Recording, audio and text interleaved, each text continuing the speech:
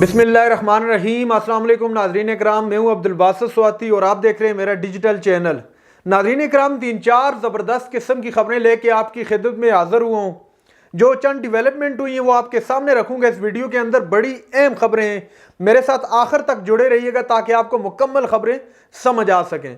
एक तो ख्वाजा आसिफ साहब का बयान सामने आया तहरीक इंसाफ पर पाबंदी के बारे में जो सोचा जा रहा है, जो इनके ख्वाब हैं, उस हवाले से भी आपको डिटेल में बताने और इलेक्शन के हवाले से, पंजाब के इलेक्शन के हवाले से आज चूंकि केस पर समाअत हुई है, कुछ उसमें अहम डेवलपमेंट हुई है, चीफ जस्टिस के अहम रिमार्क्स सामने आए हैं और इस्लामाबाद हाई कोर्ट ने असद उमर की गिरफ्तारी के मुतालिक भी कुछ बातें सामने आई हैं और अलकादर ट्रस्ट के मुतालिक भी इमरान खान की कुछ खबरें हैं जो मैंने आपके साथ शेयर करनी है।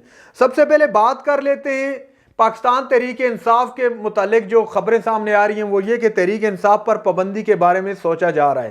ख्वाजा आसिफ साहब के एक बयान सामने आया जिसमें ख्वाजा आसिफ साहब ने कहा है कि पाकिस्तान तहरीक इंसाफ के पर पाबंदी के बारे में सोचा जा रहा है। अगर कोई फैसला हो जाता है तो पार्लियामेंट से रजू किया जाएगा और सबको एतमाद में लेकर यह फैसला किया जाएगा और इसमें पीडीएम की तमाम जमातें इस फैसले में शरीक होंगी और शामिल होंगी। अब ये तो किसी से ढका छुपा नहीं, ये तहरीक इंसाफ पर पाबंदी का सारे सोच रहे हैं, ये बात तो किसी से ढकी छुपी नहीं है। लेकिन यहाँ पर मामला क्या है? मामला ये है कि अब तहरीक इंसाफ को पर पाबंदी लगाने के लिए इनको सहारा लेना पड़ रहा है तमाम पार्टियों का, क्योंकि अपने तो पर जल रहे हैं ना, पर जलते हैं, इस तरह के कोई फैसला खुद से नहीं कर सकते, जिस वजह से इनके लिए टेंशन बनी हुई है तहरीक इंसाफ। कल मैं एक वीडियो देख रहा था जिसमें एक शख्स कह रहा था कि तहरीक इंसाफ अगर किसी को टिकट दे, खंबे को भी टिकट दे, तो हम खंबे को वोट देंगे। अब इस तरह की सिचुएशन है तो लाजमी सी बात है इस तरह के फैसला करते हुए तो फिर लाजमी इनके पर जलने हैं। अब थोड़ा बात कर लेते हैं पंजाब इंतखाबात के हवाले से।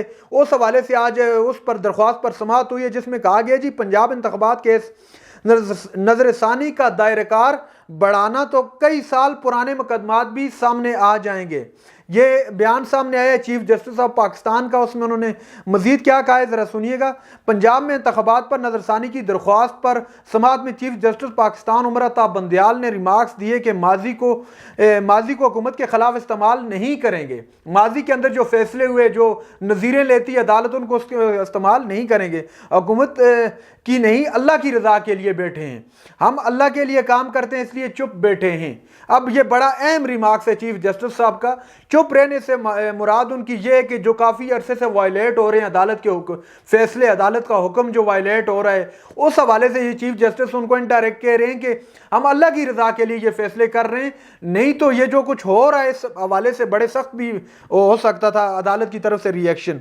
इलेक्शन कमीशन ऑफ पाकिस्तान वफाकी और सूबाई हुकूमतों की जानब से दायर नजरसानी दरख्वास्त पर चीफ जस्टिस पाकिस्तान उमर अता बंदियाल की सरबराही में जस्टिस एजाजुल हसन, जस्टिस मुनीब अख्तर पर मुश्तमिल 3 रुकनी बेंच ने समाअत की।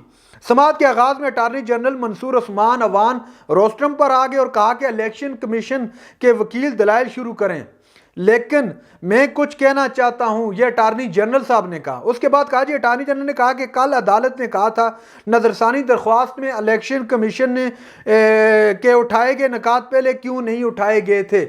वो ये दरख्वास्त थी एक्चुअली कि ये इख्तियार अदालत का दायरेकार नहीं है, दायरेकार इख्तियार नहीं है कि वो इलेक्शन की डेट दे सके। तो उस हवाले से इलेक्शन कमीशन ने नजरसानी की दरख्वास्त दायर कर दी थी, जिस पर अदालत ने ये रिमार्क्स दिए थे कि आपने पहले ये दरख्वास्त क्यों दायर नहीं की, इस पर नजरसानी की दरख्वास्त क्यों दायर नहीं की। तो उस हवाले से ये बात हो रही है।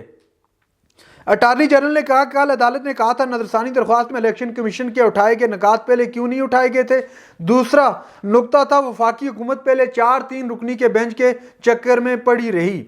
ये बड़ी अहम बात की अटारनी जनरल साहब ने। उसके बाद उन्होंने मजीद कहा कि एक सूबे में इंतखाबात हों तो कौमी असम्बली का इलेक्शन मुतासर होने का नुक्ता उठाया गया था और अपने जवाब में 3-4 का फैसला होने का जिक्र किया था। अटार्नी जनरल के निकात पर चीफ जस्टिस ने रिमार्क्स दिए। अब चीफ जस्टिस के रिमार्क्स सुनिएगा कि आपको घबराना नहीं चाहिए, अदालत आपकी समाअत के लिए बैठी है। उन्होंने कहा कि कोई माकूल नुक्ता उठाया गया तो जायजा लेकर फैसला भी करेंगे। अदालत में नुक्ता उठाया गया लेकिन इस पर बहस नहीं की। कल नजरसानी की दायर अख्तियार पर बात हुई थी। उसके बाद मजीद क्या कहा, अपने लोगों से कहें वान में सख्त बातें न करें। चीफ जस्टिस جو عدالت کے بارے میں ایوانوں میں بیٹھ کر جو کچھ ہو رہا ہے اس حوالے سے یہ کہہ رہے ہیں۔ چیف جسٹس نے مزید کہا کہ ماضی کو حکومت کے خلاف استعمال نہیں کریں گے، حکومت کے لیے نہیں، اللہ کی رضا کے لیے بیٹھے ہیں۔ یہ جو بات پہلے بھی میں نے آپ کو بتائی، یہ اس حوالے سے کہہ رہے ہیں کہ جو کچھ فیصلے کر رہے ہیں عدالت کے لیے، یہ آج کی سماعت تھی جو میں ابھی ویڈیو ریکارڈ کر رہا ہوں، اس وقت تک جو خبر سامنے آئی تھی وہ یہی تھی کہ عدالت جو ہے چاہتی ہے کہ افہام و تفہیم سے یہ معاملہ حل ہو سکے۔ اب دوسری خبر کی طرف بڑھتے ہیں، جو ہے اسد عمر کے متعلق اسلام آباد ہائی کورٹ نے گرفتاری کے 15 دن بعد اسد عمر کو رہا کرنے کا حکم دے دیا۔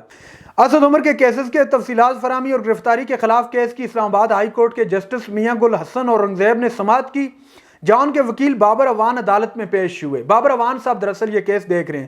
دوران سماعت جسٹس میاں گل حسن اورنگزیب نے ریمارکس دیے کہ وہ تو آپ کو نہیں چھوڑیں گے جب تک آپ پریس کانفرنس نہیں کریں گے۔ اسد عمر کو کہہ رہے ہیں کہ وہ تب تک آپ کو نہیں چھوڑیں گے۔ دوران سماعت جسٹس میاں گل حسن اورنگزیب نے ریمارکس دیے کہ آپ کو نہیں چھوڑیں گے جب تک آپ پریس کانفرنس نہیں کریں گے۔ اس پر بابر اوان نے کہا پریس کانفرنس تو ہم نہیں کریں گے۔ واضح جواب دے دیا۔ اب سمجھ رہے ہیں آپ بات کو۔ جسٹس میاں گل حسن اورنگزیب نے ہدایت دی کہ اسد عمر کے 2 ٹویٹس ہیں وہ تو فوراً ڈیلیٹ کروائیں۔ اس پر بابر اوان نے کہا کہ اگرچہ یہ خبر ہے لیکن ہم آپ کے حکم کی تعمیل کریں گے۔ یہ بابر اوان صاحب نے جواب دیا۔ بابر اوان نے استدعا کی عدالت اسد عمر کو اس عدالت میں پیش کرنے کا حکم دے۔ جسٹس میاں گل حسن اورنگزیب نے ریمارکس دیے کہ اسد عمر کے خلاف کیسز میرے سامنے، اگر میں کوئی آرڈر کر دوں تو کل کیا ہوگا مجھے خود معلوم نہیں۔ یہ کہہ رہے ہیں جی چیف جسٹس صاحب، اب ذرا غور کیجئے۔ بابر اوان نے کہا کہ ہم نے کیسز کی تفصیلات فراہمی اور حفاظتی ضمانت کی درخواست دی تھی، ہم چاہتے ہیں ہمیں 2 دن دیں تاکہ اگر کوئی رہائی ہو تو ہم متعلقہ عدالت میں سرنڈر کر دیں۔ جو کرمنل کیس درج ہیں ہم ان میں حفاظتی ضمانت چاہتے ہیں۔ اب یہ اہم جو ہے ڈیولپمنٹ ہوئی ہے جو اسد عمر کے حوالے سے، جو ان کو 15 دن کے بعد اسد عمر کو رہا کرنے کا حکم دیا گیا ہے۔ اب ملتان کے حوالے سے ایک خبر ہے وہ بھی آپ کے سامنے شیئر کرنی ہے۔ پی ٹی آئی کے سابق رکن صوبائی اسمبلی سلیم لائر کا بھی پی ٹی آئی کو چھوڑنے کا اعلان۔ اب یہ خبریں آئے روز آ رہی ہیں۔ کل 2-3 بڑی اہم شخصیات نے پارٹی کو چھوڑا، ان میں فیاض الحسن چوہان صاحب، شیریں مزاری صاحب، اور آج سلیم لائر صاحب نے بھی پارٹی کو خیر آباد کہہ دیا ہے۔ تحریک انصاف کے ساتھ ہی یہ کچھ ہو رہا ہے۔ اب ایک بات تو یہاں پر ضروری ہے کہ یہ تحریک انصاف، آپ کو یاد ہوگا جب تحریک انصاف اوپر آ رہی تھی، جب اس کے متعلق جو ہے بہت سارے لوگ تحریک انصاف میں شمولیت اختیار کر رہے تھے، تو اس وقت بہت سارے لوگ دوسری پارٹیوں کو چھوڑ کر، پاکستان پیپلز پارٹی کو چھوڑ کر، پی ایم ایل این کو چھوڑ کر، ان کے آ کر کاروان میں شامل ہو رہے تھے، لیکن اس وقت کسی کو خیال نہیں آیا، چونکہ نظریاتی ورکر کو اگر حقیقی بات کی جائے تو تحریک انصاف میں بھی وہ عزت نہیں دی جا رہی۔ اگر نظریاتی ورکر کو ساتھ لے کر چلتے تو یہ والے حالات ان کو کبھی بھی دیکھنے نہ پڑتے جو آج کل ہو رہے۔ القادر ٹرسٹ کیس کے حوالے سے عمران خان نے ملک ریاض کے خلاف تحقیقات کے بغیر نیب کی کارروائی پر سوال اٹھا دیے۔ اب عمران خان نے وہ القادر ٹرسٹ کے حوالے سے جو معاملہ تھا اس حوالے سے کچھ سوالات اٹھائے ہیں۔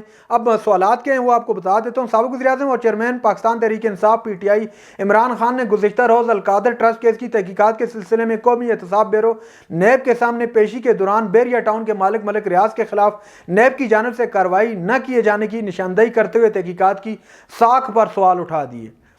ڈان اخبار کی رپورٹ کے مطابق عمران خان نے یہ ریمارکس گزشتہ روز اپنی اہلیہ بشرا بی بی کے ساتھ نیب کے راولپنڈی دفتر میں القادر ٹرسٹ کی تحقیقات کے سلسلے میں پیشی کے دوران دیے۔ یہ سوال بیسیکلی کل اٹھائے ہیں جب پیشی تھی عمران خان کی، تو اس وقت یہ اٹھائے۔ ایک تحریری جواب میں عمران خان نے ملک ریاض کے ساتھ خفیہ معاہدے کی ذمہ داری بھی اپنے سابق مشیر برائے احتساب شہزاد اکبر پر ڈال دی۔ شہزاد اکبر صاحب جو مشیر تھے عمران خان کے، ان پر یہ ساری ذمہ داری ڈال دی کہ ان کے سے ریلیٹڈ یا ان کے ہوتے ہوئے یہ سارا کچھ ہوا ہے، تو اس وجہ سے یہ معاملہ یہاں تک پہنچا ہے، تو یہ ساری ذمہ داری ان کے گلے پر ڈال دی عمران خان صاحب نے۔ اب ہو کیا رہا ہے؟ ہو یہ رہا ہے کہ تحریک انصاف کو چاروں اطراف سے گھیر لیا گیا ہے، اور تحریک انصاف پر پابندی کے متعلق حکومت سوچ رہی ہے، نائلی کے متعلق الیکشن کمیشن سوچ رہا ہے، کیونکہ عمران خان پر توہین الیکشن کمیشن کی درخواست پر بھی سماعت چل رہی ہے۔ کرپشن کے حوالے سے بھی عمران خان اس وقت القادر ٹرسٹ میں بھی مطلوب ہے، اور اس کے علاوہ تقریباً 100 سے زائد کیسز ہیں عمران خان پر۔ اب عمران خان کو بھی خود بھی سمجھ نہیں آ رہی کہ یہ معاملہ کس طرف جا رہا ہے۔ رات کو میں سائرہ بانو صاحبہ کو سن رہا تھا، سائرہ بانو صاحبہ نے کہا، جی ڈی اے کی جو ممبر ہیں، انہوں نے کہا کہ یہ مشرف کے ساتھ جو ہو رہا تھا، مشرف کے تمام ساتھیوں کو پہلے ان پر پریشر ڈالا گیا، پھر وہ ایک ایک کر کے الگ ہوئے اور مشرف صاحب کو ٹانگ دیا گیا۔ تو یہی معاملہ عمران خان کے ساتھ ایگزیکٹلی ہونے والا ہے یا ہونے جا رہا ہے، اس کے خدشات کا اظہار کیا سائرہ بانو صاحبہ نے۔ تو اب سچویشن بہت زیادہ کریٹیکل ہے پاکستان تحریک انصاف کی، خاص طور پر کریٹیکل اس صورت میں ہے کہ تحریک انصاف کے بہت سارے جو ایک کارکن رہنما جو تحریک انصاف کا حصہ ہیں، جو ان کی پارٹی پر ٹکٹ لیں گے اور الیکشن لڑیں گے، ان کے لیے کافی مسائل درپیش ہیں اور وہ پارٹیاں چھوڑ رہے ہیں۔ ناظرین اکرام، یہ تھی آج کی چند ڈیولپمنٹ جو میں نے آپ کے سامنے رکھی۔ جو چینل پر نئے، چینل کو سبسکرائب کر لیں۔ اگلی ویڈیو تک کے لیے اللہ حافظ۔